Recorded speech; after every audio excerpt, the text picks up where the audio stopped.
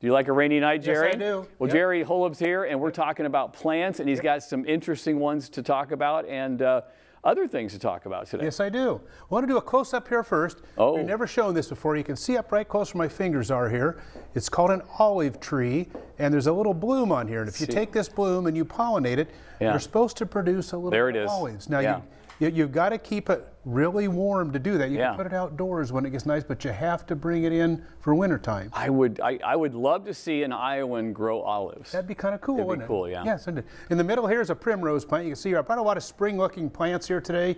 You can see across the front here, plenty of blooming things. Got a begonia here, primrose here. This one on the very end over here is called neomesia. It's just starting to bloom. We've never really grown them. We're trying to grow them. It's a potted plant up in Ames. Are you always bringing in new stuff? Oh, yeah, all the time. I mean, yeah. We'll have different things like that all the time. Okay. Yes, we will. But don't plant anything outside yet. No, nothing outside yet. No, not at all. Now, indoors, I brought this here. You can actually do seeds of herbs 12 months out of the year indoors. Just get them by a sunny window, get them where it's nice here. Basil is one of the easiest ones to grow inside. Yeah. The secret to that, though, you've got to keep them dry once you get them up above the ground. Okay. Don't keep them wet at all. Okay, you mean the soil has to be has to be kept fairly dry. Fairly dry, okay. I brought this here too. People that want to start little seeds or plants indoors, you can see this here. Here's what it looks like here. It's a little Jiffy pellet.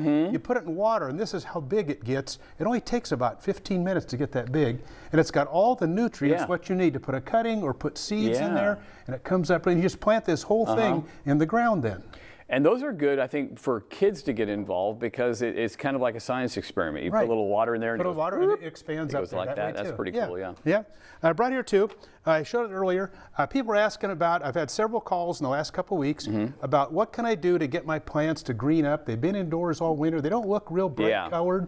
Just take these little plant spikes and put 2 or 3 in a pot. There's directions how many you put in a pot. You don't have to feed them at all. They last about 2 months. Oh, good. Which is really nice. That's perfect. Yeah. I show this quite often. I still had 2 calls this week asking, I'm overwatering stuff. What can I do to be successful watering indoors or outdoors? This is a moisture meter here. You put it in the ground, a couple inches down on the ground, and if it shows the number 1, you water it. Any other number, don't water it. Just leave it go. That sounds good. Now, what can we do? We're heading into some milder weather next week. March begins next week. What are some of the things we can do as gardeners? Okay, well, you're getting closer outdoors now. I'd say about 3 weeks from now, you need to cut all your perennial grasses back. Yeah. That's one of the main things that way, too. And your rose bushes, when they do start coming out, after all this rain we have, it'll probably be still a few more weeks, you need to prune all the dead off your roses. Okay. And cut down, you'll see the brown so far, just cut down to where you see the green, just barely into the green. That'll help to get them to branch out quicker for you. Well, that sounds great. Well, thank you, Jerry, for all your information again. Thank you. And it looks like we are going to be heading into spring. Maybe the next time I talk to you, we'll be talking about some 60s. I'm hoping 60s. I can guarantee we'll hit 60s in March. Oh, I'm going to hold you to that now. Probably hit 70 in March. We'll be back with more news.